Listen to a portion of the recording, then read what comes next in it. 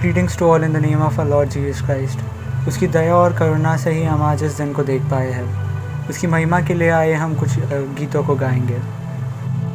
तेरी स्तुति और आराधना करता हूँ मैं तुझसे ये प्रार्थना, महिमा से तेरी तू इस जगह को भर, जो भी तू चाहे तू यहाँ पे कर।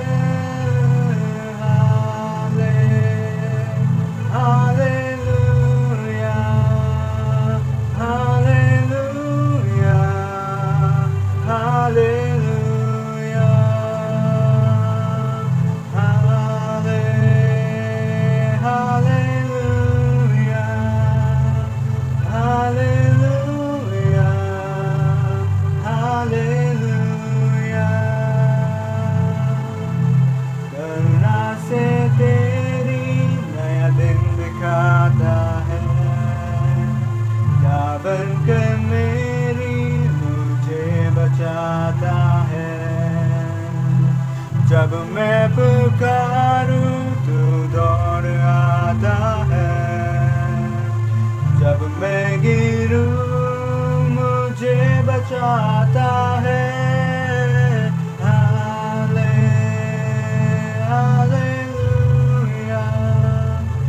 हालेलुया, हालेलुया,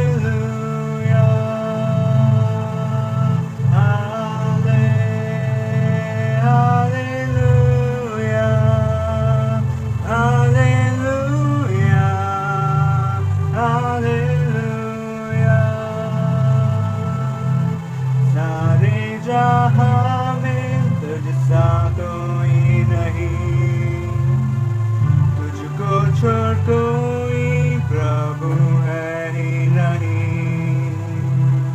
घुटने में टेकूं बस तेरे सामने, तू है मेरा प्रभु, तू मेरा पिता।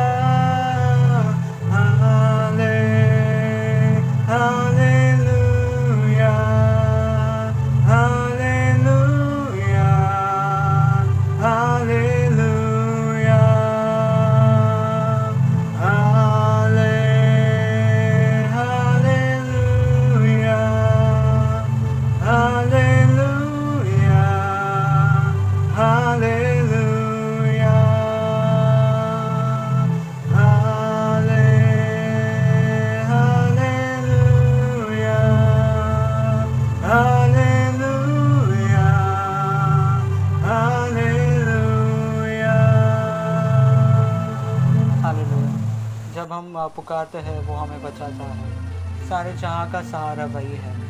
आइए हम मिलकर उसकी सन्ना गाएं। मिलकर हम सन्ना तेरी गाते, सारे जहाँ को सुनाते। जय जय हो तेरी, महिमा हो तेरी प्रभु, सबको ये गीत सुनाते। हालेलुया, जय जय हो तेरी, महिमा हो तेरी प्रभु, सबको ये गीत सुनाते। मिलकर हम सन्ना तेरी गाते, सारे जहाँ को सुनाते। जय जय हो तेरी, महिमा हो तेरी प्रभु, सबको ये गीत सुनाते। हालेलुया, जय जय हो तेरी, महिमा हो तेरी प्रभु, सबको ये गीत सुनाते। सारे जहाँ का सहारा, डूबे हुओं का किनारा, नैया हमारी डोले, मौजों में खाए हिलोरे। ले चल किनारे ले जा, बनकर तू मांझी ले जा, हम सबको पार लगा दे। हालेलुया, ले चल किनारे ले जा, बनकर तू मांझी ले जा, हम सबको पार लगा दे। मिलकर हम सन्ना तेरी गाते, सारे जहाँ को सुनाते। जय जय हो तेरी महिमा।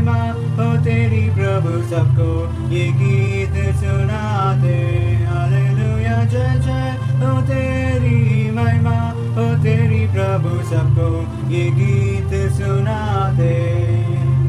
चारों तरफ है घटाएं, गंगोर बादल है छाए, सूझे नहीं अब किनारा, तू ही हमारा सहारा। ले चल किनारे ले जा बनकर, तू माझी ले जा हम सबको पार लगा दे। ले चल किनारे ले जा बनकर, तू माझी ले जा हम सबको पार लगा दे। मिलकर हम सना तेरी गाते, सारे जहां को सुनाते। जय जय हो तेरी महिमा, हो तेरी प्रभु सबको ये गीत सुनाते। हालेलुया जय जय हो तेरी महिमा, हो तेरी प्रभु सबको ये गीत सुनाते। पापों में जीवन हमारा, कष्टों को झेल रहा है, कैसे बचेंगे सारे पापी ये जीवन हमारे। तू ही हमारी आशा, तू ही हमारा राजा, हम सबको पार लगा दे। हालेलुया तू ही हमारी आशा, तू ही हमारा राजा, हम सबको पार लगा दे। मिलकर हम सना तेरी गाते, सारे जहां को सुनाते। जय जय हो तेरी महिमा, हो तेरी प्रभु सबको ये गीत सुनाते। हालेलुया जय जय हो तेरी महिमा, हो तेरी प्रभु सबको ये गीत सुनाते। Praise Lord. जैसे कि हमने गाया, जब चारों तरफ से मुश्किलें आए, वही हमारे सहारा बनता है, वही हमें बचाता है। एक चरवाहा के समान हमारी सारी ज़रूरत को पूरी करता है।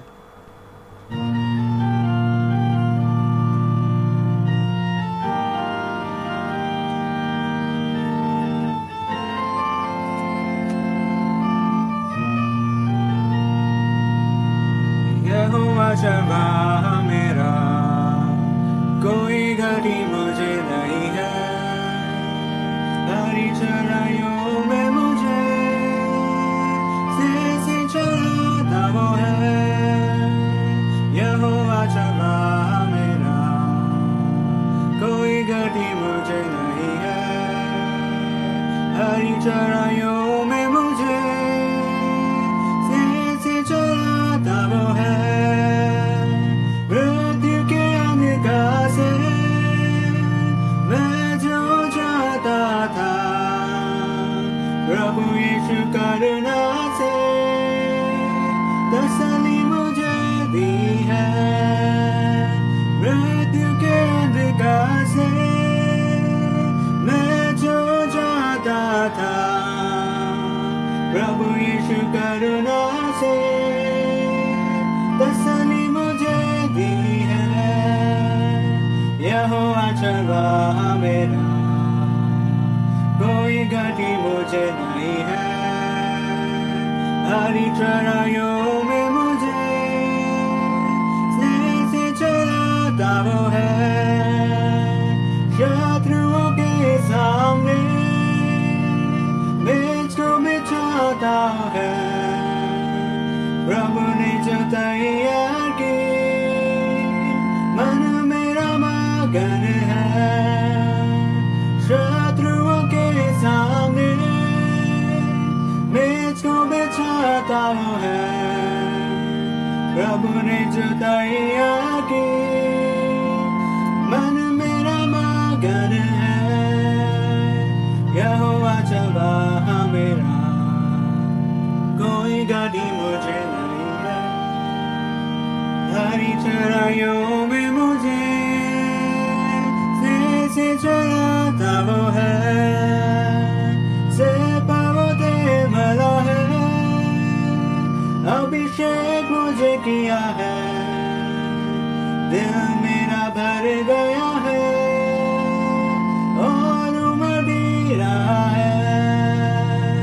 से पर्वते मला है, अभिषेक मुझे दिल मेरा भर गया है और उमड़ रहा है। यहोवा चबाह मेरा, कोई घटी मुझे नहीं है। हरी चराइयों में मुझे से चराता वो है। सर्वदा प्रभु घर में करूँगा निवासों में, करुणा भलाई भी उसकी आनंदित मुझे करती है। सर्वदा प्रभु घर में करुणा निवासों में, करुणा भलाई भी उसकी आनंदित मुझे करती है। यहोवा चबाह मेरा, कोई घटी मुझे नहीं है। सारी चराइयों में मुझे से चराता वो है। यहोवा चबाह मेरा, कोई घटी मुझे नहीं है। हरी चराइयों में मुझे स्नेह से चराता वो है। हालेलुया। जैसे कि साम्स 91 कहता है, 1000 shall fall at thy side and 10,000 at thy right hand, but none shall not come nigh thee। मृत्यु के अंधकार से हमारे साथ वही चलता है, हमारी रक्षा वही करता है। आइए हम अपने जीवन को उसके हाथों में देकर कहे, सह सृष्टि के मालिक, तू हमें अपनी राहों पर चला।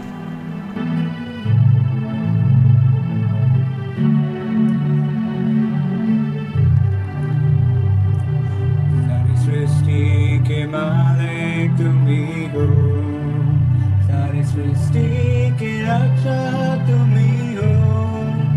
करते हैं तुझको सादर प्रणाम, गाते हैं तेरे गुणगान। सारी सृष्टि के मालिक तुम ही हो, सारी सृष्टि के रक्षा तुम ही हो। करते हैं तुझको सादर प्रणाम, गाते हैं तेरे गुणगान।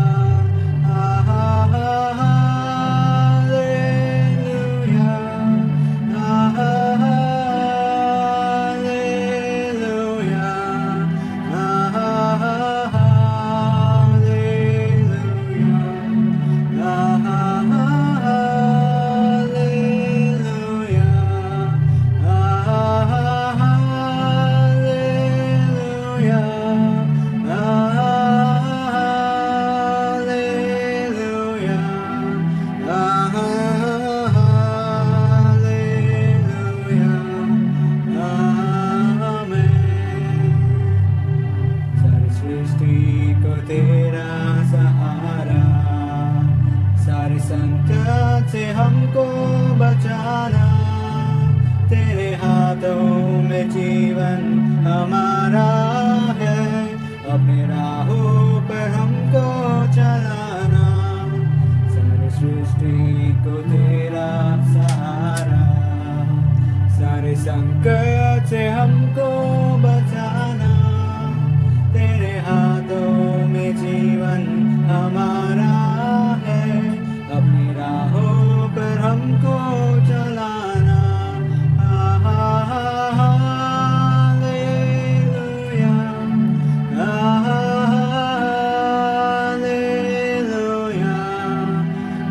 हालेलुया,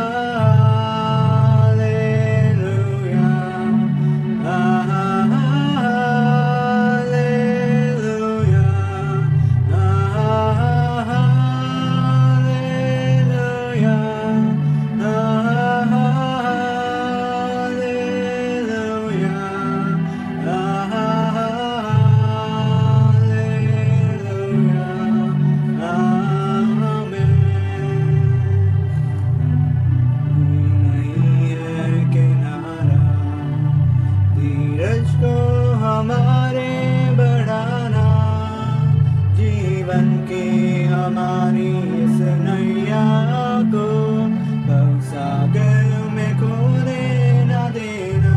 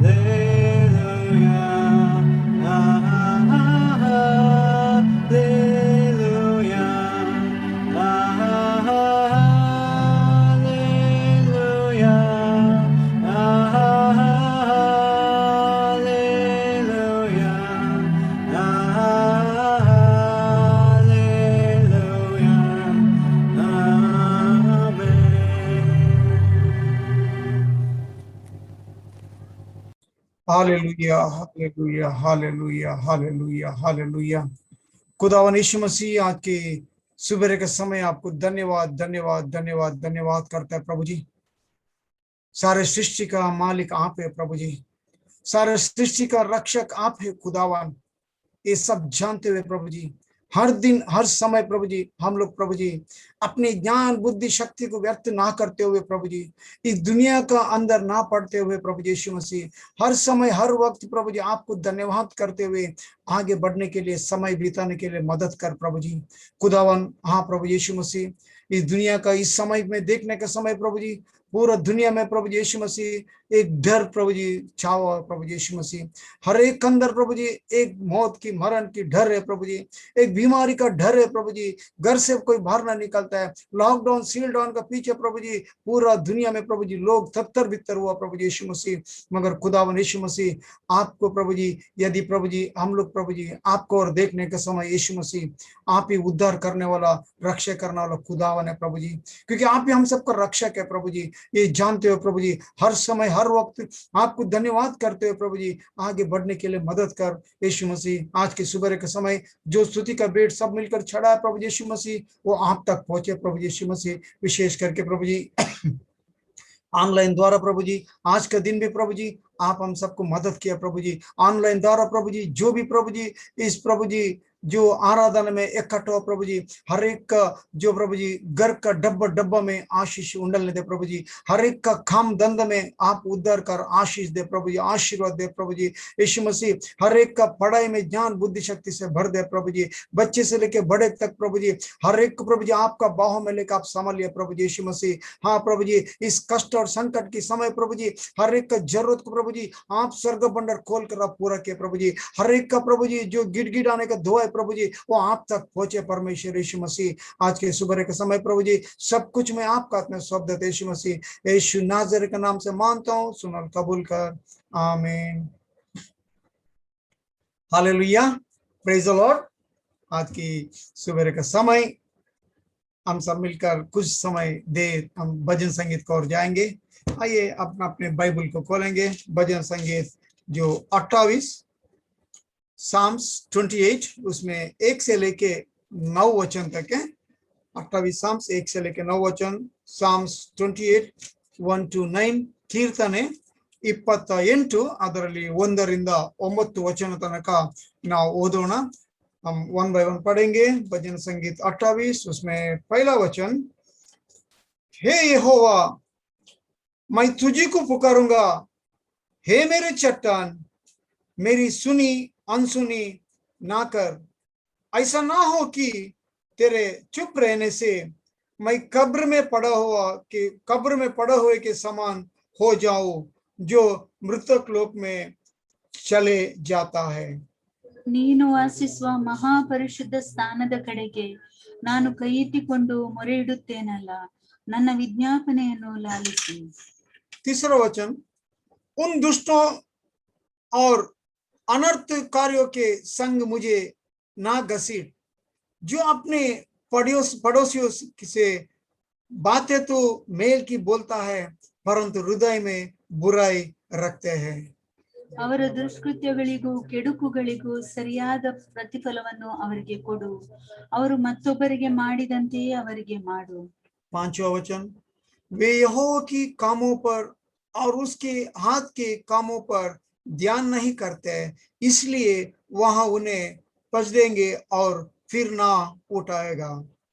ಯೆಹೋವನು ನನ್ನ ವಿಜ್ಞಾಪನೆಗಳನ್ನು ಕೇಳಿದ್ದಾನೆ, ಆತನಿಗೆ ಸ್ತೋತ್ರವಾಗಲಿ। सातवां वचन, यहोवा मेरा बल और मेरी डाल है, उस पर भरोसा रखने से मेरे मन को सहायता मिली है, इसलिए मेरा हृदय प्रफुल्लित है और मैं गीत गाकर उसका धन्यवाद करूंगा। ಯೆಹೋವನು ತನ್ನ ಜನರಿಗೆ ಬಲವೂ ತಾನು ಅಭಿಷೇಕಿಸಿದವನಿಗೆ ಆಶ್ರಯ ದುರ್ಗವೂ ಆಗಿದ್ದಾನೆ। नवा वचन हम लोग सब मिलकर पढ़ेंगे।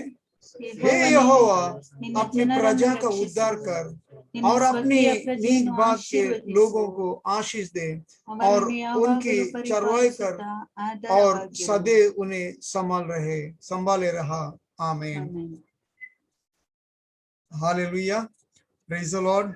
जो भजन संगीत 1 से लेके 9 वचन तक हम लोग ने पढ़ा है, इधर भजन संगीत लिखने वाले बहुत अच्छे से कुछ बातें करता है, क्योंकि एक कष्ट में संकट में पड़ा हुआ एक भक्त, उसकी प्रार्थना भी है और उसका प्रार्थना को उद्धार मिलने के बाद उद्धार भी पाता है, और उद्धार मिलने के बाद वो किस रीति से स्तुति करता है और किस रीति से स्तुति करना है, ये भजन संगीत 28 हमें बताता है।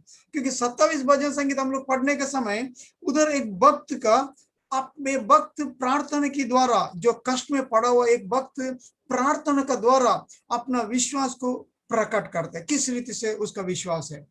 मगर यहाँ 28 भजन संगीत एक कष्ट में संकट में रहने वाला एक भक्त किस रीति से प्रार्थना करके उद्धार पाता है, उद्धार पार करने का बाद वो अपने जो गवाही या परमेश्वर को स्तुति करता है, करना चाहिए। यहाँ ये बात लिखा है, इसमें पहला वचन ये लिखा है, हे यहोवा मैं तुझी को पुकारूंगा, हे मेरे चट्टान मेरी सुनी अनसुनी ना कर, ऐसा ना हो कि तेरे चुप रहने से मैं कब्र में पड़ा हुआ के समान हो जाऊं।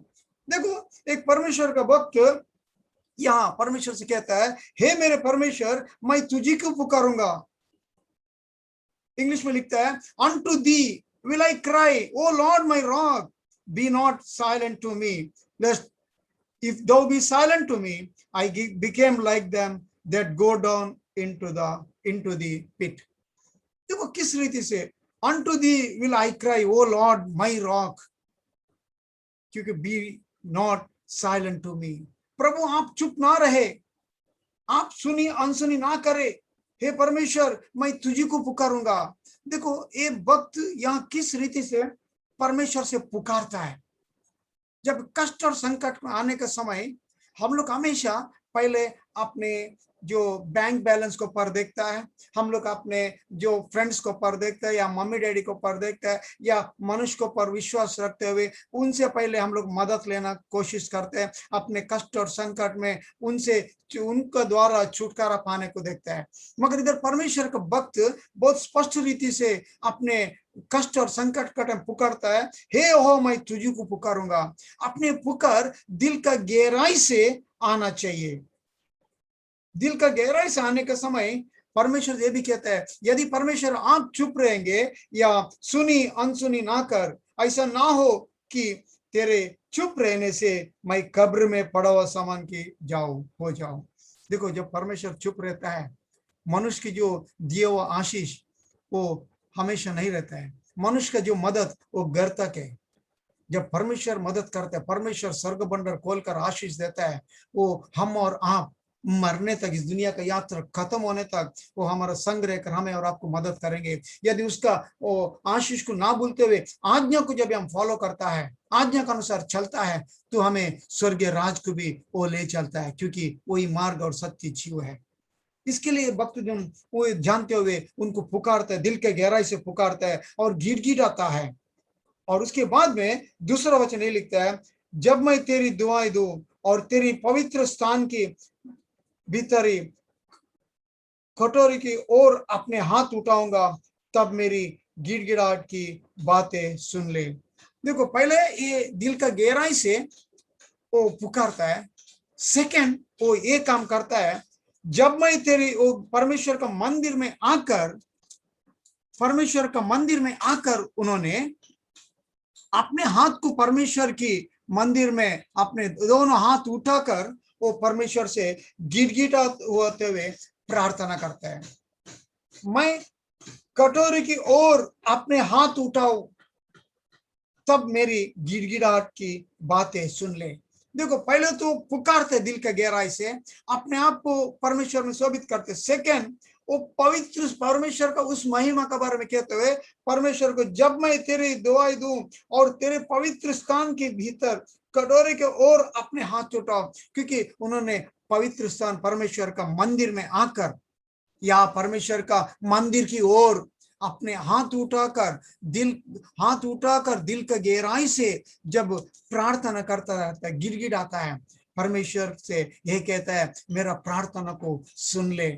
क्यों परमेश्वर की उस मंदिर की ओर अपने हाथ उठाते हुए, अपने सर उठाते हुए, आंखें उठाते हुए करके नहीं लिखा, अपने दोनों हाथ उठाकर वो प्रार्थना करके, दोनों हाथ उठाकर मीन्स ನಾನು ನನ್ನ ನಾನು ಕೈ ಎತ್ತಿಕೊಂಡು ಮೊರೆ ಇಡುತ್ತೇನೆ, हाथ उठाकर मैं प्रार्थना करूंगा।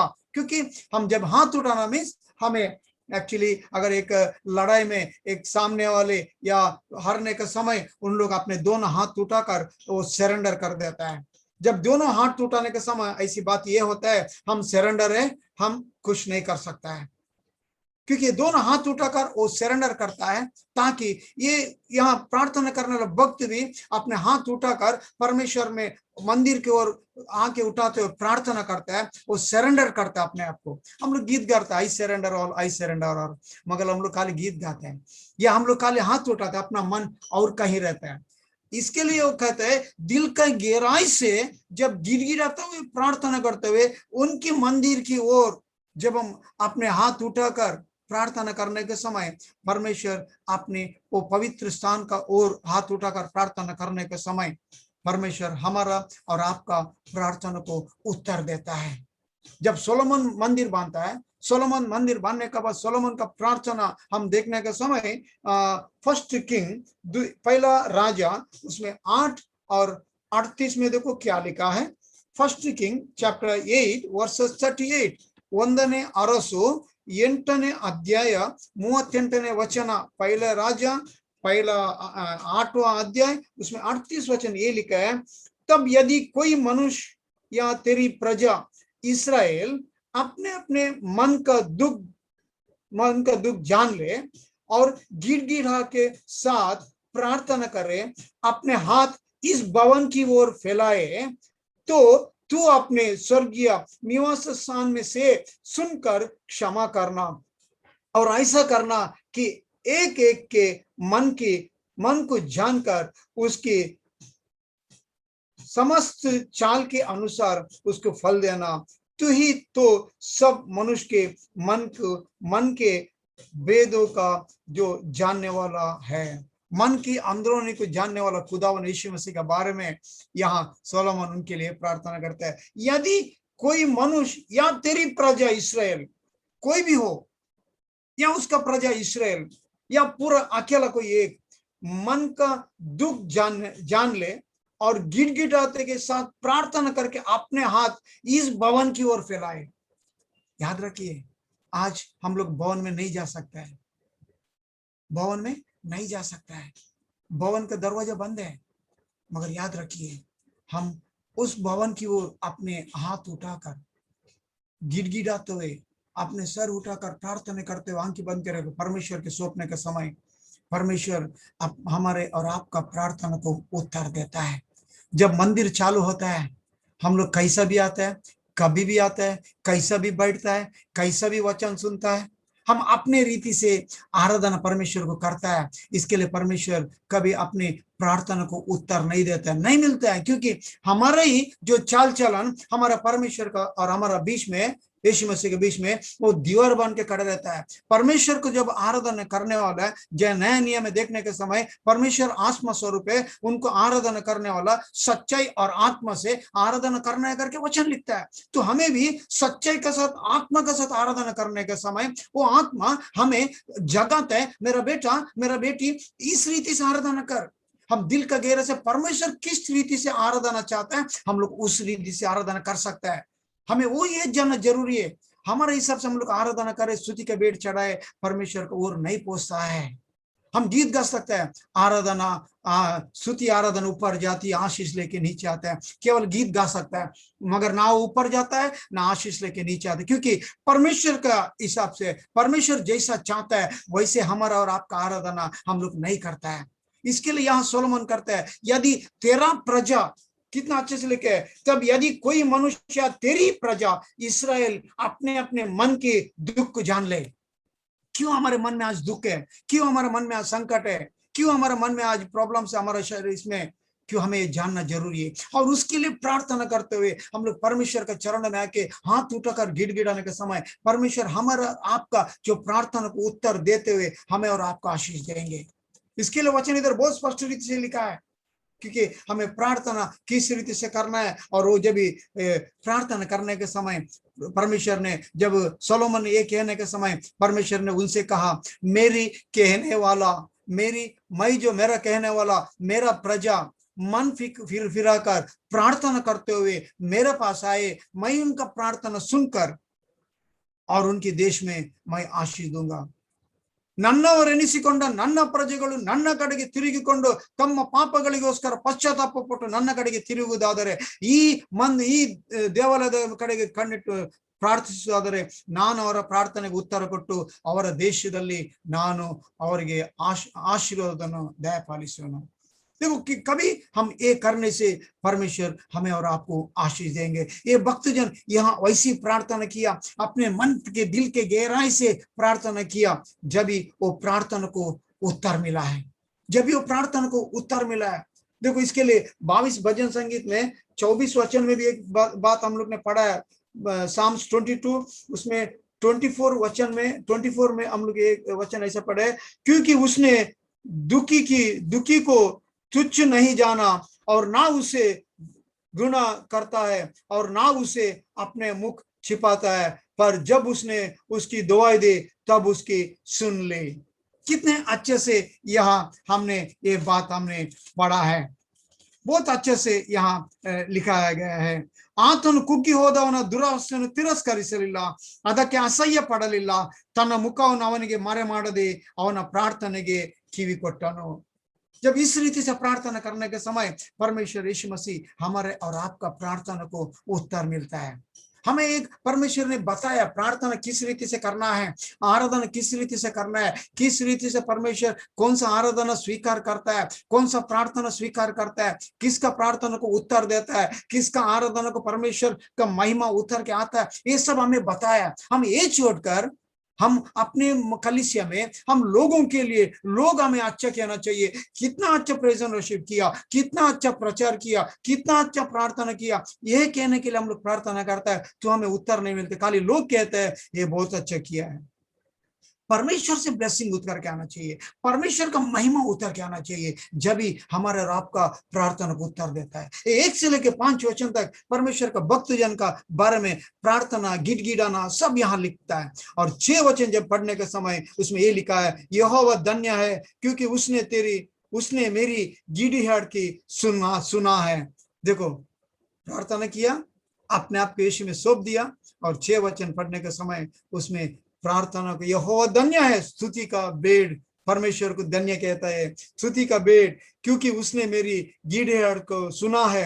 यहोवा मेरा भला और मेरी ढाल है, उस पर भरोसा रखने से मेरा मन को सहायता मिली है, इसलिए मेरा हृदय प्रफुल्लित है और मैं गीत गाकर उसका धन्यवाद करूंगा। हे परमेश्वर के भक्त अपने संकट के समय अपने जो ज्ञान, बुद्धि, शक्ति सब कुछ एकदम सरेंडर करते हुए परमेश्वर का चरणों में हाथ उठाकर गिड़गिड़ाते हुए प्रार्थना करने के समय उनके दिल का गहराई का प्रार्थना, दिल का गहराई का आंसू परमेश्वर ने होश लिया, परमेश्वर ने उसमें उसको हर्षित किया, आनंद किया। इसके लिए कहता है यहोवा के आपने सहायता मिली है, इसलिए मेरा हृदय प्रफुल्लित है और मैं गीत गाकर उसका धन्यवाद करूंगा, मैं गीत गाकर उसका धन्यवाद करूंगा। मेरा और आपका गीत, मेरा और प्रार्थना उसको इतना धन्यवाद तक उनकी ओर तक पहुंचना चाहिए। लोग बोलेंगे अरे हमें धन्यवाद करेंगे, लोग हमें शाबाश कहेंगे, वो नहीं, परमेश्वर का महिमा उतर के आने का समय हमारे और आपका जो आपकी दुनिया का यात्रा में ये कष्ट और संकट के समय, ये लॉकडाउन और सील लॉकडाउन के समय परमेश्वर हमें और आपको आशीष देंगे, बीमारी से चंगाई देंगे, प्रार्थना को उत्तर मिलेगा, गिड़गिड़ाने को आपको उत्तर मिलेगा। और 8 वचन कहता है यहोवा अपनी प्रजा का भला कर वहां अपने अभिषिक्त के लिए उद्धार का दृढ़ गढ़ है। हे यहोवा अपनी प्रजा का उद्धार कर और अपने निज भाग के लोगों को आशीष दे और उनकी चरवाई कर और सदैव उन्हें संभाले रहे। देखो, अपने प्रजा के लिए भी, अपने देश के लोगों के लिए भी, अपना कलीसिया लोगों के लिए भी हमें प्रार्थना करना है। क्योंकि यह कन्नड़ में बहुत अच्छे ये लिखा है, ये नववचन ये लिखा है, ಯೆಹೋವನೇ ನಿನ್ನ ಜನರನ್ನು ರಕ್ಷಿಸು, ನಿನ್ನ ಸ್ವಕೀಯ ಪ್ರಜೆಯನ್ನು ಆಶೀರ್ವದಿಸು, ಅವರನ್ನು ಯಾವಾಗಲೂ ಪರಿಪಾಲಿಸುತ್ತಾ ಆಧಾರವಾಗಿರು। हमें और आपका आधार केवल यीशु मसीह है। हम खुद प्रार्थना करते हुए, आशीष पाते हुए, हम अपने जो परमेश्वर को आदर समझते अपने आप को सौंपने के समय यीशु मसीह हमें और आपको उनकी बाहों में लेके वो संभालेगा। ये भजन संगीत हमें और आपको आशीष का कारण बने। हम लोग आशीष पाते हुए अपने आप को किस रीति से, हमें आज ये भजन संगीत बताया, प्रार्थना किस रीति से करना है, आराधना किस रीति से होना है, और स्तुति का बेड़ किस रीति से जाना है, किस रीति से परमेश्वर आशीष देता है, और आशीष मिलने के बाद हमें परमेश्वर को किस रीति से धन्यवाद करना चाहिए, और किस रीति से और लोगों को प्रार्थना करना है, मंदिर के लिए प्रार्थना करना है, हर कलीसिया के लोगों के लिए प्रार्थना करना है, अपने खुद का कलीसिया के लोग एक एक मेंबर के लिए प्रार्थना करना चाहिए करके यहाँ लिखा। परमेश्वर इस भजन द्वारा, भजन संगीत द्वारा हमें और आपको आशीष दे। आमीन, हालेलुया, प्रेज द लॉर्ड। आइए आज के सुबह के समय हम सब परमेश्वर के चरणों में फिर से हम लोग अपना सर झुकाए। जो भजन संगीत हमने पढ़कर हम लोग ने सुना है उसको मनन करते हुए अपने आप के यीशु में सौंप देंगे, क्योंकि आगे का जो वचन के लिए और वचन हम लोग सबसे बातें करने के लिए, वचन बोलने वाला परमेश्वर का दास के लिए हम लोग अपना आंखें बंद करके सर झुकाकर प्रार्थना करेंगे। आइए हम प्रार्थना करेंगे। Hallelujah, hallelujah, hallelujah, hallelujah, hallelujah. खुदावन यीशु मसीह, आज की सुबह के समय भजन संगीत के द्वारा आपने हम सबसे बातें किया प्रभु जी।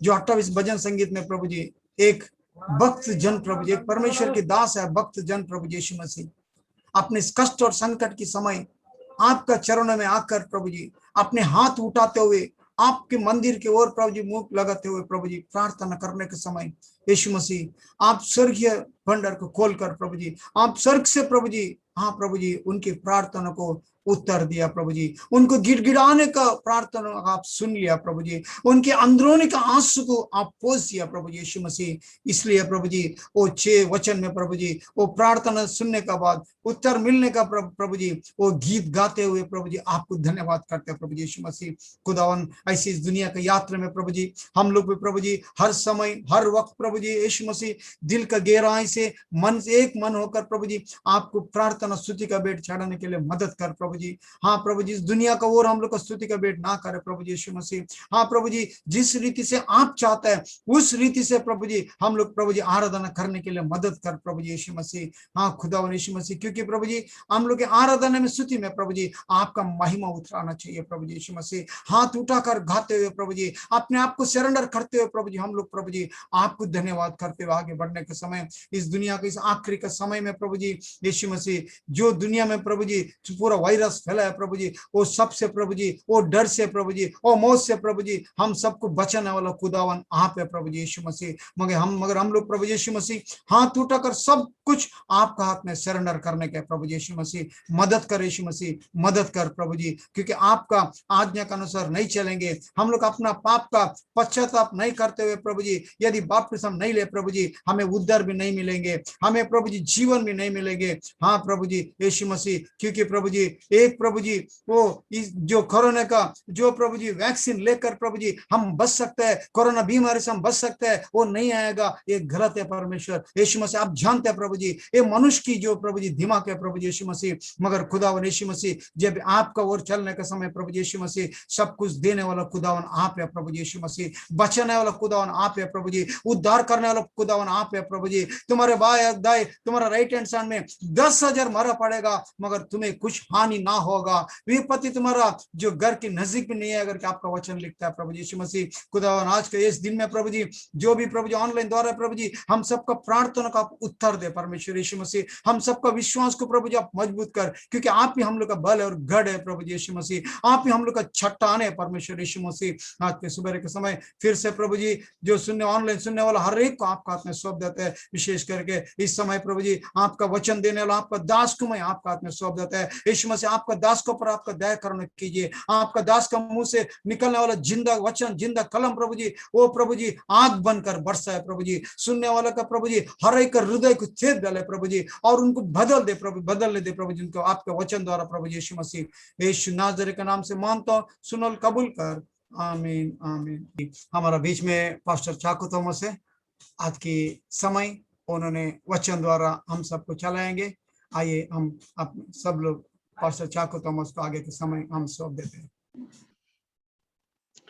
सुबह के सभी भाई बहनों को प्रभु यीशु मसीह के नाम से हम आप सबों को शालोम कहते हैं।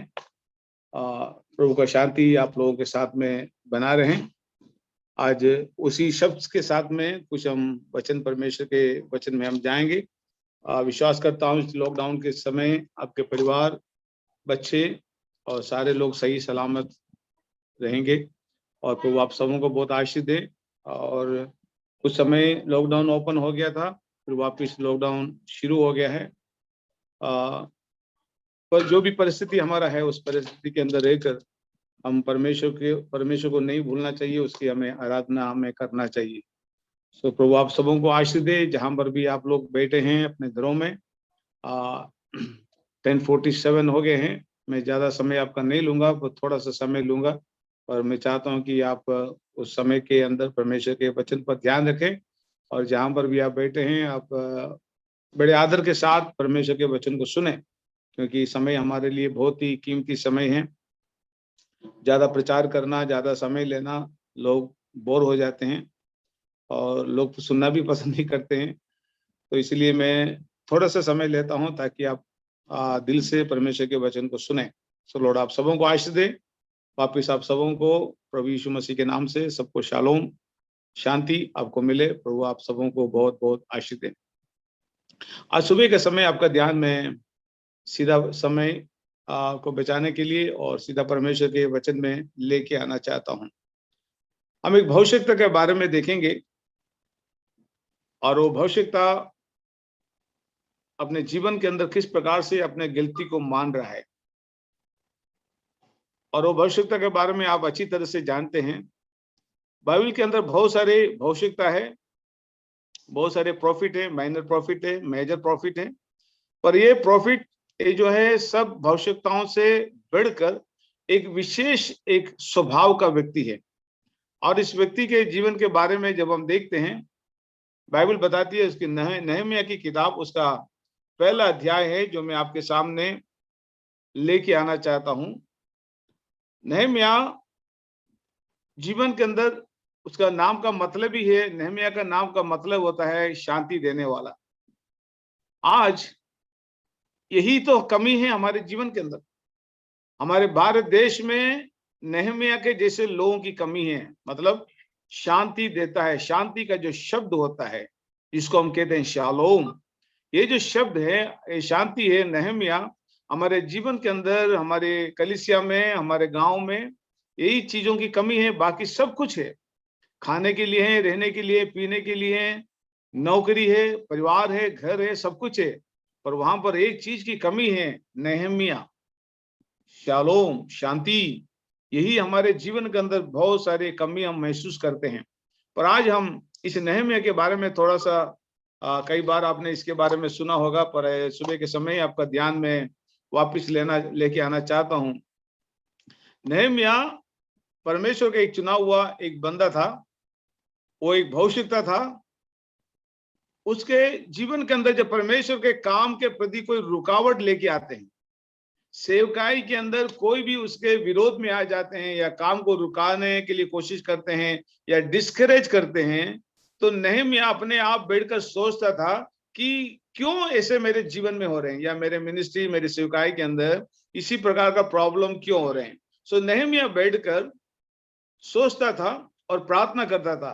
पर नहम्याह का एक स्वभाव था जिसको कहते हैं रोने वाला भविष्यवक्ता।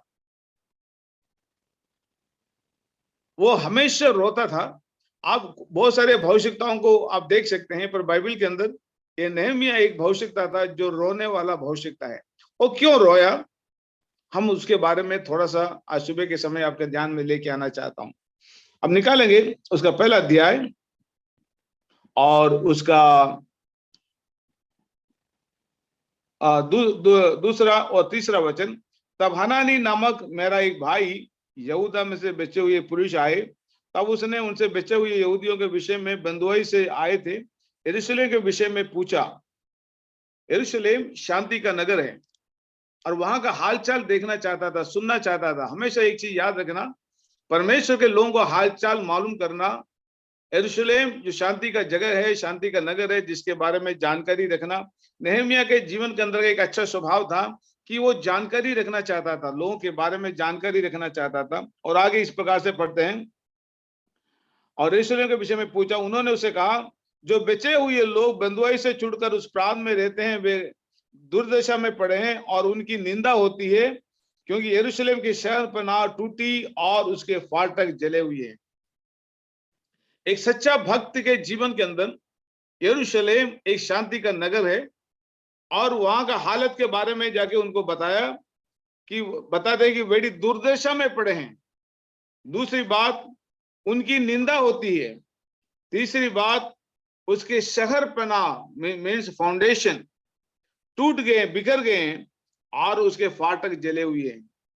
यदि ऐसे सुंदर मंदिर, जो चेले लोगों ने एक बार यीशु मसीह को अपने पास बुलाकर कहा, लॉर्ड ये मंदिर को देखो, इसको 46 साल लगे हैं, हमारे बाप दादों ने बनाते बनाते 46 ईयर्स हो गए, और मंदिर को देखकर कहता है कि कितना भव्य मंदिर है, कितना सुंदर मंदिर है। दिन रात लोगों ने सोना देके चांदी दिया और लोगों ने बहुमूल्य लकड़ी उसके लिए दिए, बहुत सारे सामान लोगों ने मंदिर बनाने के लिए दिया, क्योंकि उनको मालूम है ये मंदिर परमेश्वर का मंदिर है।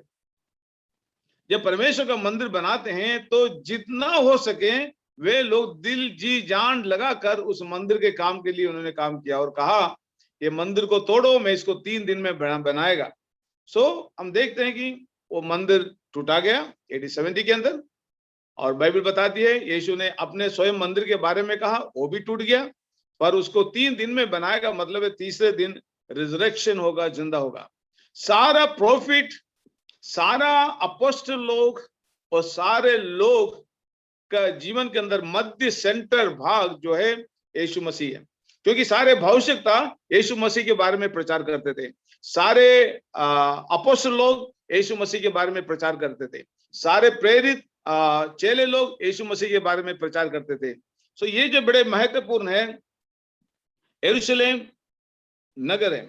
और बाइबल बताते हैं उसके 4थे वचन में देखते हैं, मैं वे बातें सुनते ही मैं बैठकर रोने लगा और कितने दिन तक विलाप करता और स्वर्ग के परमेश्वर के सम्मुख उपवास करता और ये प्रार्थना करता रहा कि हे परमेश्वर के परमेश्वर यहोवा, ये महान भाइयों की ईश्वर, तू अपने प्रेम रखने वाले और आज्ञा मानने वालों को अपने विषय पालता और उन पर करुणा करता है।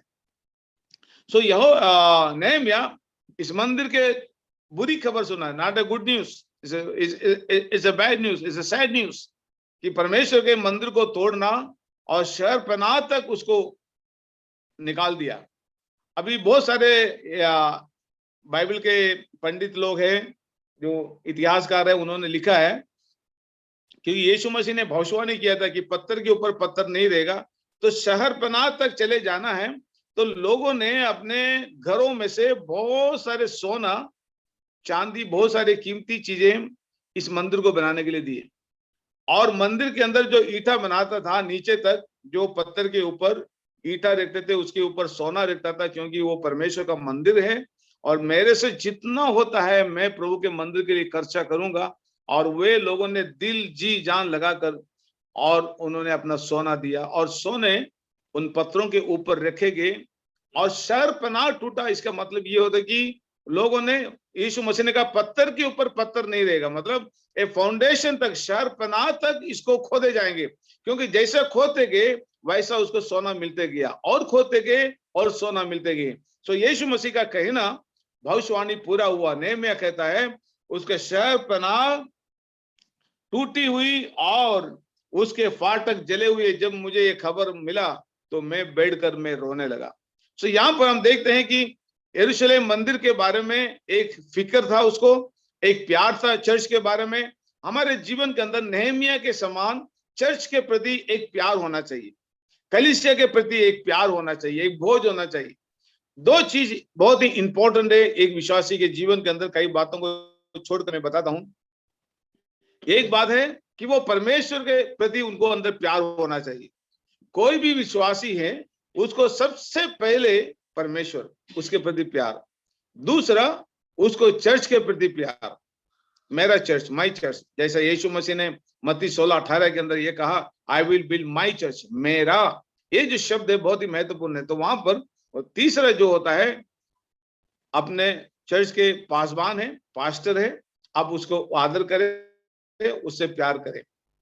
सो बाइबल है परमेश्वर से प्यार करना, चर्च से प्यार करना, और आपके अगुए हैं उससे भी लगाव रखना। ये तीन चीजें रहेंगे तो चर्च स्थिर रहेगा। कई बार ऐसे होते हैं हम परमेश्वर से प्यार करते हैं पर चर्च से प्यार नहीं करते। चर्च किसका है? चर्च परमेश्वर का है, आपका और मेरा नहीं है। चर्च कौन है? आज ये वचन सुनने वाले आप भाई और बहन है जो चर्च है। पास्टर कौन है? वो रखवाला है। पास्टर चर्च के लिए रखवाला है। दिए हुए उन भेड़ों को संभालने के लिए परमेश्वर ने वो पासबान को रखा है। जब उसको मालूम पड़ता है कि परमेश्वर का मंदिर टूटता है, बिगड़ता है, जलता है, तो बैठ कर वो रोता है। तो यहाँ पर रोने वाला एक भविष्यता। दूसरा, एक और भविष्यता के आपको ध्यान में लेके आना चाहता हूं, वो उसके नजदीक का है, यजरा है। यजरा एक वो भी रोने वाला था। उसका 10 अध्याय, उसका पहला वचन में आपके ध्यान में लेके आना चाहता हूं। देखिए, ये दूसरा प्रॉफिट है। जब राजा परमेश्वर के भवन के सामने पड़ा, रोता हुआ प्रार्थना और पाप का अंगीकार करता रहा। देखिए, एजरा एक प्रॉफिट है, वो भी रोने वाला प्रॉफिट है। ये मंदिर के लिए रो रहा है, मंदिर की कंडीशन के लिए रो रहा है। पर ये जो रो रहा है, देखिए सुनिए, जब एजरा परमेश्वर के भवन के सामने पड़ा, रोता हुआ प्रार्थना और पाप का अंगीकार करता रहा, तब इस्राएल में से पुरुषों, स्त्रियों, बच्चों की बहुत बड़ी मंडली उसके पास इकट्ठा हुई और लोग बिलक बिलक कर रोने लगे। जब प्रॉफिट रो रहा है, मंदिर के सामने पड़े रहकर रो रहा है, इसकी रोने को देखकर, इसकी आवाज तो सुनकर बाइबल बतलाती है पुरुष, स्त्रियां, बच्चे सब जमा हो गया। एजरा क्यों रो रहे हैं? आखिर एजरा के रोने के पीछे का रहस्य क्या है? क्या बात है? किस कारण से रो रहा है? नेहमिया तो रोने का कारण है कि चर्च, मंदिर जल गया, तोड़ दिए, बिगाड़ दिया, शहरपनाह तक जला दिया, सब कुछ तोड़ फोड़ नुकसान कर दिया। और परमेश्वर का मंदिर है, उसके प्रति उसके हृदय के अंदर प्यार था। नेहमिया उसके लिए प्रार्थना किया। पर एजरा क्यों प्रार्थना रोया? एजरा रोने के पीछे एक और बात है। आप देखिए यहाँ पर इसका दूसरा वचन, तब यहीएल का पुत्र शकन्या एलिया के वंश का था। एजरा ने उसे कहने लगा, हम लोगों ने इस देश के लोगों में से अन्य जाति स्त्रियां ब्याह ली और परमेश्वर का विश्वासघात किया, परंतु इस दिशा में भी इजराइल के लिए आशा है। यहां पर देखते हैं, अन्य जाति स्त्रियों से विवाह किया। बाइबल के अंदर बाइबल बताते हैं कि अन्य जातियों से हमारा विवाह नहीं होना चाहिए, क्योंकि अन्य जाति देवी देवताओं का पूजा करते हैं। उससे विवाह होएगा, वो घर में आ जाएंगे, वो आत्मा, वो स्वभाव, वो जीवन हमारे परिवार में आएंगे और हमारे परिवार को भी बर्बाद करेगा। सोलोमन उसके लिए एक एग्जाम्पल है। सोलोमन, बाइबल बताती है, वो जहां पर भी गया उसने शादी किया, और जिसको भी पसंद आया उसको सब शादी किया, और शादी करके सबको घर पे लेके आया। और घर में लेके आने के बाद में एक औरत बोलता है, सोलोमन, मैं तो तुम्हारा औरत हूं, मुझे मेरे ये देवी बहुत पसंद आता है, और ये देवी को मेरे घर पे, ये घर में रखने दे, और मैं इसकी पूजा पाठ करती हूँ। और वहां पर जाके पूजा पाठ उसका शुरुआत हो गया। दूसरा औरत आया और कहने लगे, मैं एक देवता को मैं लेके आया हूँ जिसको मैं बहुत आदर करता हूँ, सम्मान करता हूँ, रहने दो ना थोड़ा देर, ये घर के अंदर मैं पूजा पाठ करता हूँ। तो बाइबल बताती है, हम देखते हैं कि सोलोमन की जो वाइफ है, औरत है, वो औरत लोग अपने अपने देवी देवता या अपने रीति रिवाज, ट्रेडिशन को लेकर उस भवन के अंदर आया, और वो पूरे भवन को अशुद्ध कर दिया। और इस कारण से सोलोमन का नाम आप ये देख लेना, क्या नाम है, इब्रानी की पत्री अब 11 अध्याय के अंदर विश्वासियों का एक बहुत बड़ा लिस्ट आपको मिलेंगे। वो लिस्ट के अंदर सोलोमन का नाम नहीं है, क्योंकि सोलोमन ने मंदिर बनाया, मंदिर बनाने वाले का नाम विश्वासियों के लिस्ट के अंदर नहीं। आप चर्च बनाएंगे, आप जितना भी सेवा करेंगे अच्छी बात है, पर नाम जीवन की किताब में आना बहुत जरूरी है। रेवलेशन के किताब में लिखता है, और जिस किसी का नाम जीवन की किताब में नहीं मिला वह आग के झील के अंदर डाला गया, लिखता है। तो यहां पर हम देखते हैं, हम लोगों ने इस दिशा के लोगों में से अन्य जाति स्त्रियां ब्याह कर अपने परमेश्वर का विश्वासघात किया। रोने के पीछे एक बड़ी दुख होता है जब हमारे बच्चे अन्य जाति में चले जाते हैं, हमारी बेटी अन्य जाति में चले जाते हैं, हमारे बेटे अन्य जाति में चले जाते हैं, और अन्य जाति से विवाह कर वो ट्रेडिशन और रीति और मूर्ति पूजा और पूरा जीवन हमारे परिवार में जब हम आते हैं, परिवार के अंदर लड़ाई झगड़े हो जाते हैं। बल्लापुर के अंदर एक अच्छा परिवार को मैं जानता हूं, बेटा पुलिस में है और अच्छे नौकरी करते हैं, अच्छे पोस्ट में है, पर उसने अन्य जाति से शादी किया। बाप विश्वासी है, बाप कहते हैं मेरे घर के अंदर मूर्ति नहीं होना चाहिए। बेटा बोलता है ये मेरी औरत की इच्छा है कि मेरे घर के अंदर मूर्ति रख के आराधना करे। अब आप बताओ, अच्छे नौकरी वाले हैं, सब कुछ है, पर शादी जो किए हैं अन्य जाति से किए हैं, और अन्य जाति अपने मूर्ति को रखकर घर पे लेके आया। एक दिन मैं वो घर में, मुझे प्रार्थना के लिए बुलाया, मैं वो घर पे गया और घर का कंडीशन देखे मेरा बहुत दुख हो गया कि अच्छा भला पुलिस डिपार्टमेंट के अंदर अच्छे पोस्ट में काम कर रहे हैं, पर जीवन के अंदर शांति नहीं। बाप घर छोड़ के चले गए, माँ चले गए कि बेटे ने अपने इच्छा के अनुसार एक अन्य जाति लड़की को लेके आया और घर के अंदर मूर्ति पूजा पाठ चल रहे हैं। और यहाँ पर एजरा कहता है हमने पाप किया। एलाम के वंश में यह था कि एजरा ने कहने लगे हम लोगों ने इस देश के लोगों में से अन्य जाति स्त्रियां ब्याह शादी कर ली और अपने परमेश्वर के साथ विश्वासघात किया।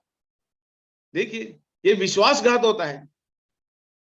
बहुत सारे लोग बोलते हैं हाँ वो कोई बात नहीं, मैं तो उसको तो विश्वास में लेके आया, मैं उससे प्यार करता हूं और मैं चाहता हूं कि उसको भी मैं प्रभु में लेके आएगा।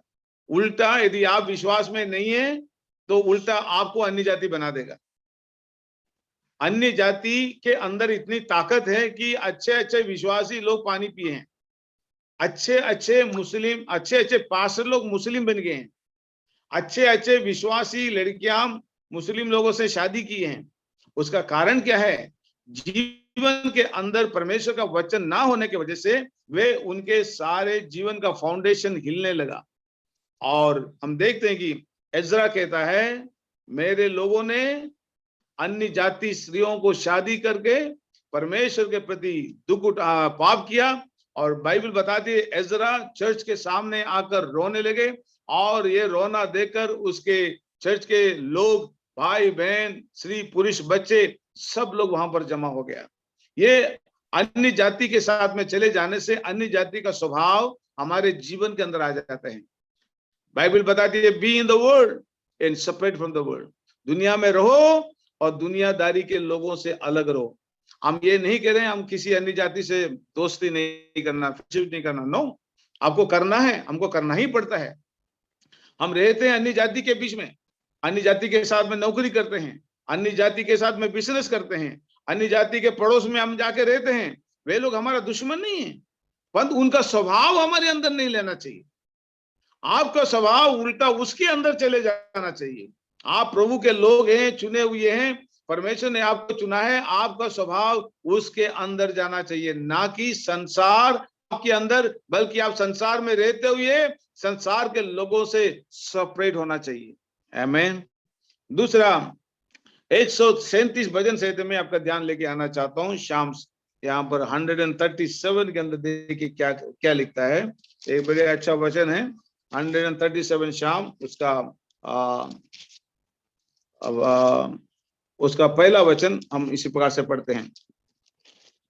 137 बैबलोन की नगरों के किनारे हम लोग बैठे थे। बैबलोन कहां पर है? बैबलोन का मतलब होता है कंफ्यूजन। आप कहां पर बैठे हैं? कंफ्यूजन की जगह पे बैठे हैं। यदि आप क्रिस्ती जीवन बिता रहे हैं और क्रिस्ती जीवन कंफ्यूजन जगह के अंदर है कि मैं सही हूं या गलत हूं। अब बहुत सारे लोग बोलते हैं बाइबल में बहुत सारी गलतियां हैं, बाइबल पढ़कर बाइबल की गलतियों को निकालते हैं, पर बाइबल बताती है वे बैबलोन के नहरों के किनारे हम लोग बैठे थे और सियोन को स्मरण करके रो पड़े। ओ, यहां पर भी रोना आ गया। यहाँ पर भजन संहिता लिखने वाला लिखता है कि सियोन के बारे में सोचकर हम रोए। नेहम्याह मंदिर के बारे में रोया। यजरा पब्लिक जो लोग थे वे लोग अन्य जातियों के साथ में शादी किया जिसके वजह से उसको दुख हुआ, वहां पर बैठ के रोए। अब यहाँ पर भजन संहिता लिखने वाला इस भजन संहिता में लिखता है वे बैबलोन के नहरों के किनारे बैठ गए और सियोन को स्मरण करके रो पड़े और बीच में मजनू वृक्षों पर हमने अपना वीणाओं को टांग दिया। जो वीणा चर्च में बजना चाहिए था, जो वीणा अपने घर में बजना चाहिए, जो वीणा से परमेश्वर की महिमा होना चाहिए, वो वीणा अभी कहां कर दिया है? पेड़ों में टांग के रख दिया है। आवाज कैसे आएंगी? वीणा आपके घर में होना चाहिए, वीणा आपके चर्च में होना चाहिए, यहाँ पर आराधना होना चाहिए, पर वो वीणा बाइबल बताती है वीणाओं को मजनू वृक्षों पर हमने अपनी वीणाओं को टांग दिया है। कैसा आवाज आएगा? कैसा बजेगा? हमारे जीवन के अंदर बाइबल बताती है बैबलोन के नहरों के किनारे बैठ गए और सियोन को स्मरण करके रो पड़े। हम गाते हैं सियोन देश हमारा देश, रहते हैं परदेश। आपके पास में बैबलोन है, आपके पास में सियोन है, परमेश्वर का देश है, जहां पर परमेश्वर की आत्मा वास करता है। वो ऐसे स्थान यदि आप यहां से छोड़ेंगे, ऐसे स्थान को छोड़ेंगे, जीवन में आंसू के अलावा कुछ नहीं रहेगा। आज कितने घर के अंदर आंसू है? वे थे एक समय सियोन के अंदर, पर अब रहते हैं अन्य जातियों के साथ में, अविश्वासी के साथ में, असमानता जो में मत जो तो बाइबल बताती है। पर हम लोग बाइबल बताती है तो हम वही करेंगे जो अन्य जातियों के साथ में हम अपने दोस्ती बनाते हैं। और बाइबल यहाँ पर साफ बताती है कि अन्य जातियों के साथ में दोस्ती बनाने से एजरा बैठकर रोने लगे और उसको दुख हुआ, और यहाँ पर अपने मजनू विषयों पर अपने ताल वाल जो भी है उसको टांग दिया, बैबलोन के नहरों पर बैठकर रोने लगा। ये तीसरा है जो रो रहे हैं। अब और एक व्यक्ति को आपके सामने मैं लेके आना चाहता हूं जो रोया है। योना की किताब, उसका जो आप अच्छी तरह से इस भाग को जानते हैं, तीसरा जो रोना है यीशु मसीह का है। उसका योना उसका 11 अध्याय के अंदर उसका 35 वचन आपके ध्यान में मैं लेके आना चाहता हूं। यहाँ पर इस प्रकार से हम पढ़ते हैं, योना उसका 11 अध्याय उसका 35 वचन।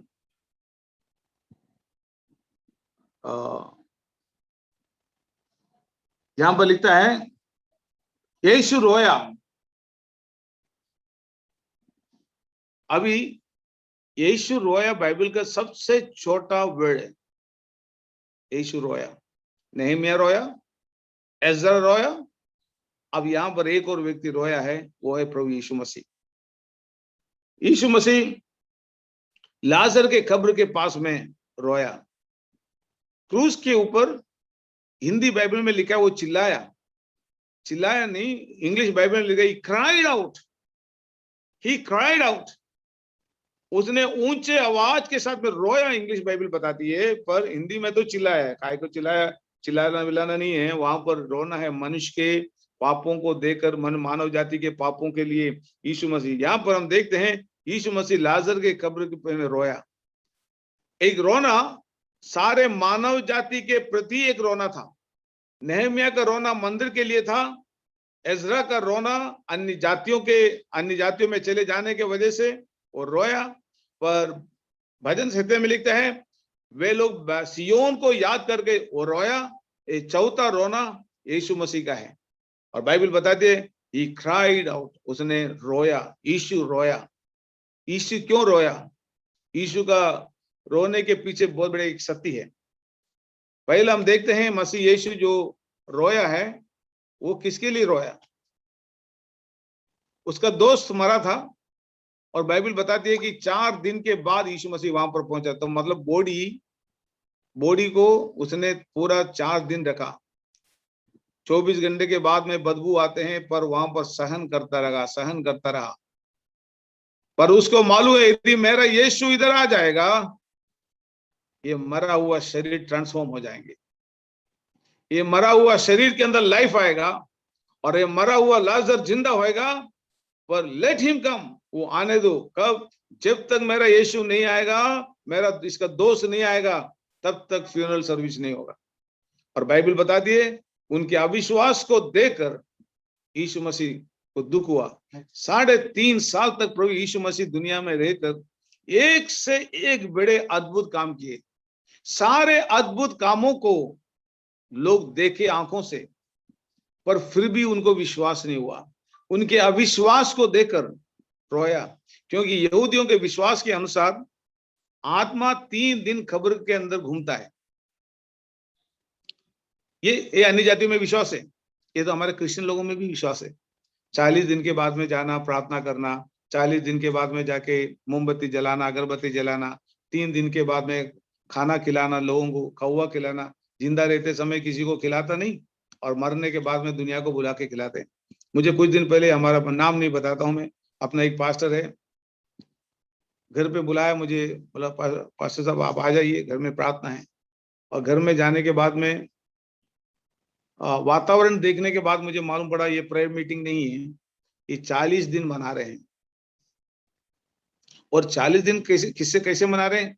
बीफ लेके आके अच्छा खाना बना के, मारा कोई पता नहीं, मुझे नहीं लग रहा है कि ये खुशी से खाना खा रहे हैं या किस मतलब से खा रहे हैं। अक्सर यदि ऐसे कोई घटना होता है तो लोग वेज बनाते हैं, वेज बना के खाते हैं। हम चिकन नहीं खाएंगे, मच्छी नहीं खाएंगे, मटन नहीं खाएंगे। पर ये घर के अंदर ये पासवान अच्छे बीफ लेके आए, अच्छा खाना बनाया और सबको खिलाया। बाद में मुझे मालूम पड़ा ये 40वां दिन मना रहे हैं। कितने बड़े दुखी बात होता है। जीवित रहते समय किसी एक को 1 गिलास पानी नहीं पिलाएंगे, किसी एक गरीब को बुलाकर खाना नहीं देंगे, किसी को बुलाकर एक कपड़ा नहीं देंगे, किसी की मुसीबत में उसका साथ नहीं देंगे, उसकी मदद नहीं करेंगे।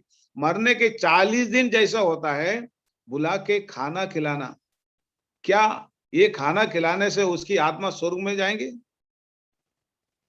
क्या 3 दिन के बाद में हार तूड़ डालने के बाद में स्वर्ग में जाएंगे? बाइबल बताती है मनुष्य को एक बार जन्म लेना, उसके बाद में मरना, उसके बाद में न्याय। तो मेरा विषय वो है नहीं, पर बाइबल बताती है यीशु मसीह कब्र में आकर रोया। Jesus wept, one of the smallest word in the Bible. यीशु मसीह रोया। हम लोग ने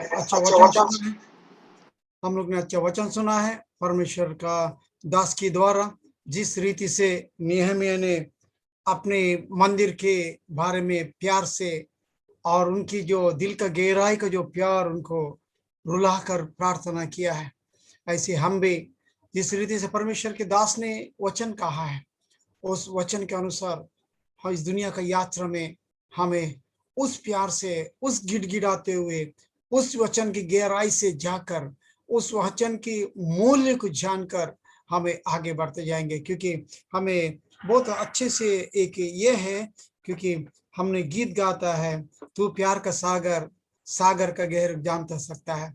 क्योंकि हम वो प्यार का, परमेश्वर का गहराई जानने के लिए वो पवित्र आत्मा को पाकर, उनकी आत्मा को पाकर हम लोग अंदर जाकर उसका गहराई जान सकते हैं, वो हीरा मोती को हम पा सकते हैं। हालेलुया। आइए हम लोग प्रार्थना करते हुए अपना सर झुकाकर प्रार्थना के साथ आगे बढ़ेंगे। Hallelujah, hallelujah, hallelujah, hallelujah, hallelujah, hallelujah. खुदावन यीशु मसीह, आज के सुबह का समय प्रभु जी आपके दास के द्वारा प्रभु जी आपने वचन के लिए आपने मदद किया प्रभु यीशु मसीह। हाँ प्रभु जी, किस रीति से आपको आराधना करता है, किस रीति से लोग चलता है, आपके दास के द्वारा आपने बताया प्रभु यीशु मसीह। ये सब सुनते हो प्रभु जी, ये आखिरी समय में प्रभु जी हम लोग आपका और अपने दृष्टि लगाते हुए प्रभु जी, आपका और प्रभु जी अपने आंखें उठाते हुए, आपकी ओर प्रभु जी अपने हाथ उठाते हुए प्रभु जी यीशु मसीह, अपने आप को आपके वचन के अनुसार शरणागत करते हुए प्रभु जी इस दुनिया की यात्रा में आगे बढ़ने के लिए मदद कर यीशु मसीह। खुदावन प्रभु जी, हम लोग आपको छोड़कर प्रभु जी एक कदम भी आगे नहीं रख सकते प्रभु जी, क्योंकि आपका श्वास लेकर हम लोग जी रहे हैं प्रभु जी यीशु मसीह। इस मट्टी का शरीर में प्रभु जी यीशु मसीह आपकी श्वास है, तो आप जीव जिंदा है प्रभु जी यीशु मसीह। खुदावन दुनिया का यात्रा में प्रभु जी तब तक इस मट्टी का शरीर में आपका श्वास है प्रभु जी यीशु मसीह। हमारे आयु का काल प्रभु जी आपका हाथ में है प्रभु जी, आप ही मदद कीजिए, आपके वचन के अनुसार आप चलाइए प्रभु जी, और भी वचन के गहराई ले चलिए, आपका आत्मा से भर दे प्रभु जी यीशु मसीह। खुदावन अगर हाँ प्रभु जी, रोमियो के किताब प्रभु जी 9:8 में लिखते हैं प्रभु जी, जिसके अंदर यीशु का आत्मा नहीं है वो यीशु का नहीं है। यीशु मसीह आपका आत्मा से भरकर प्रभु जी हमें आप चलाइए प्रभु जी यीशु मसीह। अब तक आप हमारा बाजू में रहकर हमें चलाते हैं, हमें अगुवाई करते, इसके लिए आपको धन्यवाद करता हूँ प्रभु जी। जैसा आपने प्रभु चेला को कहा प्रभु जी, मैं जाकर उस मदद कर को भेजूंगा, वो आके तुम्हें मदद करूंगा, अभी वो तुम्हारा बाजू में, बाद में तुम्हारा अंदर आएगा प्रभु जी यीशु मसीह। हाँ प्रभु जी, हमारे आज बाजू में रहकर प्रभु जी यीशु मसीह वो चलन वाला आपका आत्मा प्रभु जी हम सबका अंदर आने के लिए प्रभु जी, हम लोग अपने आप को प्रभु जी किए हुए हर एक पाप के लिए, गलती के लिए प्रभु जी पश्चाताप करते हुए, हम अपने आप को शुद्ध करते हुए प्रभु जी आगे बढ़ने के समय वो यीशु मसीह आप हमारे अंदर आएंगे प्रभु जी, आपका आत्मा से भर देंगे परमेश्वर। आपको लाख लाख धन्यवाद करता है प्रभु जी। विशेष करके इस वचन को सुनने वाला, ऑनलाइन सुनने वाला हर एक लोगों का आपका हाथ में सौंप देता है, हर एक परिवार को आपका हाथ में सौंप देता है, हर एक परिवार को आप आशीष से भर दे प्रभु जी, हर एक सुनने वाला का हर जरूरत को आप स्वर्ग भंडार खोलकर पूरा कीजिए, हर एक का काम धंधे में बरकत कीजिए, हर एक का बिजनेस को बरकत कीजिए, उद्धार कीजिए, हर एक पढ़ने वाले बच्चे लोग, बड़े जवान लोग आपका हाथ में सौंप देता है, हर एक कॉलेज जाने वालों को आपका हाथ में सौंप देता है। खुदा यीशु मसीह इस दुनिया का यात्रा में प्रभु जी बच्चे से लेकर बड़े तक प्रभु जी आपका इस अंतिम समय में प्रभु जी अपने आप को आप में अर्पित करते हो प्रभु जी, आपका वचन को ग्रहण करते हो प्रभु जी, वो वचन के अनुसार चलने के लिए हर एक को मदद कर प्रभु जी। विशेष करके आज के इस समय प्रभु जी गॉड पास्टर को, उनका परिवार को आपका हाथ में सौंप देता है, आपका दास को प्रभु जी आपका चंगाई का हाथ आपका दास को ऊपर होने दे प्रभु जी यीशु मसीह, आपका दास को प्रभु जी आपका बाहों में लेकर आप संभालिए प्रभु जी, उनके शरीर में प्रभु जी जो भी बलहीन है प्रभु जी वो बलहीन को निकाल कर आप उनको बल दे प्रभु जी, क्योंकि बलहीन में बल देने वाला खुदावन आप है प्रभु जी, तंदुरुस्त देने वाला खुदावन आप है प्रभु जी। ओ अन्ना को आपका दया कीजिए, गॉड पास्टर को आशीष से भर दे प्रभु जी, उनका प्रार्थना को उत्तर दीजिए प्रभु जी यीशु मसीह। खुदावन आप उनको खड़ा कर दे, आपका मंदिर में आने के लिए आप लिखे हो प्रभु यीशु मसीह। ऐसे वचन दिया चाको पास्टर को भी, उनके परिवार को भी आपका हाथ में सौंप देता है, आपको दास को इस्तेमाल कर प्रभु यीशु मसीह, अभी तक इस्तेमाल किया, आगे भी इस्तेमाल करने वाला खुदावन आप है प्रभु यीशु मसीह। उनका मुंह में प्रभु जी आपका जिंदा और सच्चा कलम रखा है प्रभु जी, वो जिंदा और सच्चा कलम प्रभु जी वो हमेशा आग बनकर बरसे प्रभु जी, वो किसी का साथ कॉम्प्रोमाइज ना कर सके प्रभु यीशु मसीह, क्योंकि वो आपका वचन है प्रभु जी, वो दो-धारी तलवार है प्रभु जी, सुनने वालों को भी काटता है, सुनने वालों को भी काटता है। खुदावन यीशु मसीह हर परिवार को प्रभु जी आपका दया करना कीजिए, हर जरूरत का स्वर्ग भंडार खोलकर आप प्रभु जी पूरा कीजिए प्रभु जी, उनके बच्चे को भी आशीर्वाद दे, क्योंकि आपने बताया जो मेरे डरवाई में चलते वचन के अनुसार चलते हैं वो अपने बच्चे को देख सके। चाको पास्टर का परिवार में प्रभु जी आप वो आशीष दिया, इसके लिए धन्यवाद करता हूँ। आगे भी प्रभु जी और आशीष से भर दे प्रभु जी यीशु मसीह। खुदा उनका शरीर में तंदुरुस्ती, ज्ञान, बुद्धि, शक्ति सब भर दे परमेश्वर, सब कुछ मैं आपका हाथ में सौंप देता है। यीशु नाज़री के नाम से मांगता हूँ, सुनो और कबूल कर। आमीन आमीन आमीन।